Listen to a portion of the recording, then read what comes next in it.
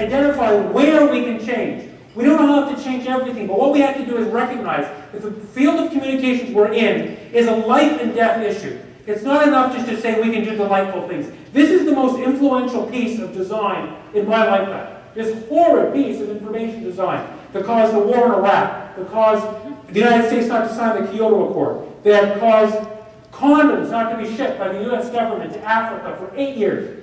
And I'm just to show that I'm fair to both sides. But here's 4 years later, what kind of ballots do we have? This is a ballot in Ohio 4 years later. If you wanted to re-elect George W., you had to mark X is 4 way up here. But if you wanted to vote for John Kerry, this 6 is right near to your 6. In Canada, we have one ballot design for everyone. The AIGA, which is the professional organization for design in the United States, after all this trouble, decided to develop a better ballot. A ballot that's as good as used in Europe or Canada or Australia. And this is what they came up with, something that's clear and consistent. The same ballots that we used everywhere in the country, and yet only 6 states picked it up in the most recent presidential election. I took this photograph last night on 4th Avenue, just a few blocks from here. Green and red traffic. Now, did a little bit of research.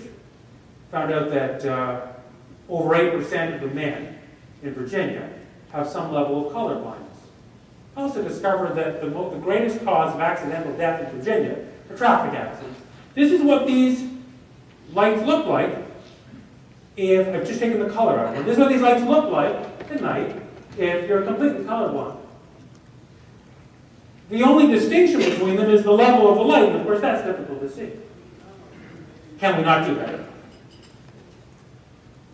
This is a type of traffic light that is being tested in the province of Quebec in Canada. As I learned last night from Curtis, apparently they're in Minnesota and Wisconsin as well. Now, it's the same idea, except there's 2 reds, and the reds are square rather than circles. So, not using just color as a primary design cue, we're using color, but we're also using shape and frequency. That is, there's 2 rather than 1. And what we find is everyone loves it. Not just the colorblind people, because the parallax of seeing the 2 points from a distance gives you a sense of how far away it is.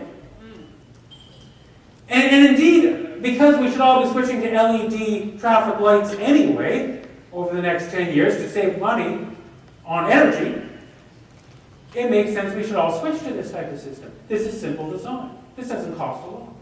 So why aren't we changing? The idea that something we design for people with the extremes, helping everyone, is not rare at all. Here's a girl, she's using a technology that's used by quadriplegics so that they can access the internet, and by just sipping and puffing on this tube and moving her neck, she can move the mouse and click. She can surf the web. And it's technologies like these that have made it possible for the greatest revolution in human history. Because in the last 35 years, more human beings have been liberated by information technology than all of the wars and revolutions in human history. We've taken people who couldn't participate in society before, and through clever use of information technology, we have made it possible. And we think, oh, that's nice. We should take those people with extreme disabilities and bring them into our room. And maybe that's a 3 to 4 or 5% of the population, at most, I guess. But in fact, did the research and discovered, well, it's more. In fact, if you're willing, I'd like to do a little experiment together, if you're willing. Are you willing to do a little thing? I'm going to ask you to do something a little different, just vulnerable. I'm going to ask you to identify if you have a disability, just so we can get that. But don't do it yet. I have 3 of the disabilities I'm going to list off. I'm going to list off a few disabilities. And then I'm going to say, at a certain point, I'm going to say, hey, if you have any of these things and you're comfortable sharing, stand up. Unless you're in a wheelchair. So here's my list. Are you colorblind? Do you have a hearing impairment? Do you have any sort of visual impairment? Have you ever had your arm in a cast for more than 3 days? Do you have trouble seeing the small type on the screen from the back of the room. Do you have a problem focusing on my list? Okay. And I have two of the things I mentioned, and by the end of my presentation, maybe you'll figure out which of those two things I have. So, okay, if you're comfortable, please stand up if you have any of these things. Oh, wow.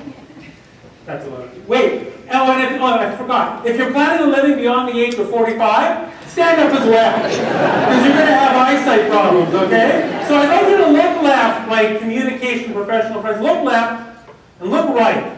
And when you're designing an accessible application, an accessible website, an accessible technology, these are the people you are designing for. Not something you're imagining someone hold up in an apartment somewhere. These people, very cool and suavely dressed people, are the people that you're designing for. Thank you for making yourselves vulnerable. Please have a seat.